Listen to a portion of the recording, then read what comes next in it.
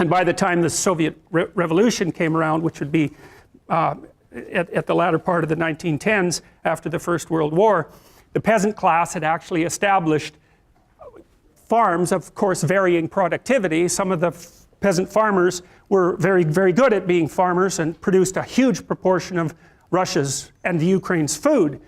Because one of the things, we'll talk about this later as the class progresses, one of the things that you'll find if you look at creative production in any domain, it doesn't matter, artistic domain, food production, novels written, novels sold, money generated, number of companies generated, number of goals scored in hockey, etc.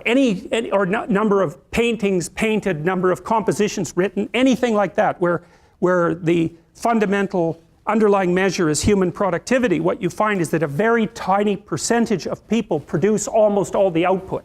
It's called a Pareto distribution, P-A-R-E-T-O, and it was studied in detail in scientific productivity by someone named de Sola Price. It's a square root law, so here's the law fundamentally. If you look at the number of people who are in a given domain, who are producing in a given domain, the square root of the people produce half the product. So that means if you have 10 employees, 3 of them do half the work, but if you have 10,000 employees, 100 of them do half the work.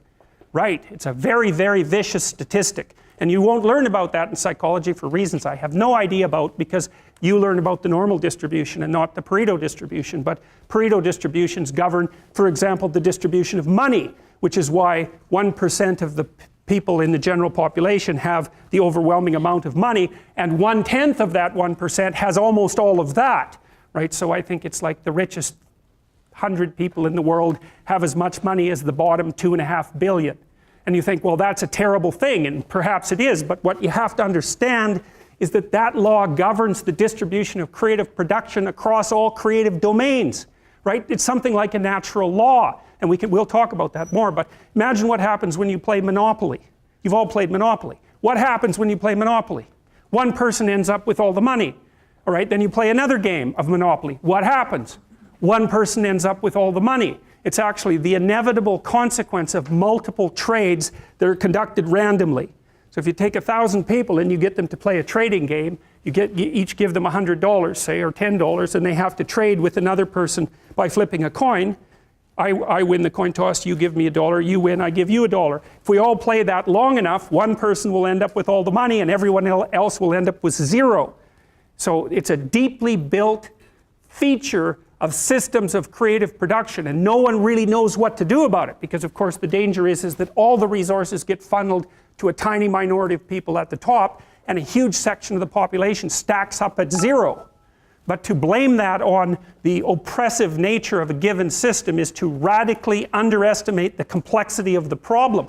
No one actually knows how to effectively shovel resources from the minority that controls almost everything to the majority that has almost nothing in any consistent way, because as you shovel money down, it tends to move right back up, and it's a big problem. Anyways, the reason I'm telling you about that is because after the peasants were granted their land and started to become farmers, a tiny minority of them became extremely successful, and those people produced almost all of the food for Russia and the Ukraine. So what happened in the 1920s when bloody Lenin came along and collectivized the farms was that they defined the kulaks, who were these tiny minority of successful farmers who maybe had a brick house and were able to hire a couple of people and had some land and some livestock and were very productive people. They defined them as socially unfriendly elements, and they sent groups of intellectuals out into the towns to collectivize the farms. And so the idea was that, well, you would pool your land and everyone would farm it collectively, and the land was taken away, of course, from the tiny minority of people who were actually productive and had actually managed to own much of the land. So you have to imagine how that would occur.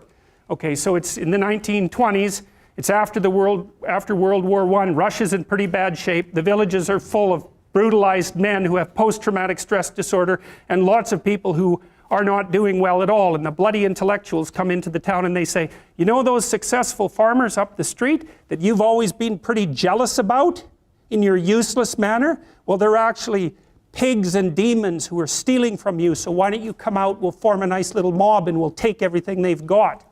And that's exactly what happened, and all those people were killed or raped or set off to Siberia in the middle of the bloody winter where there wasn't even anything for them anywhere for them to live or anything for them to eat, so they all died. And then the consequence of that was a few years later, 6 million people starved to death in the Ukraine. And Malcolm Muggeridge had been reporting on that since the 1930s. And so that was the first wind, really, that the West got of exactly what was happening in the Soviet Union. But even at that point, the bloody left-wing intellectuals in North America were so damn clueless, and in Europe, that they never paid much attention to it, with the exception of a certain number of people like George Orwell, who wrote 1984 and Animal Farm, which is, of course, a discussion. The main pig in Animal Farm is Stalin, of course, and it's a story, an allegory about the Russian Revolution, whose basic motif is we're all equal, but of course all animals are equal, but some are more equal than others.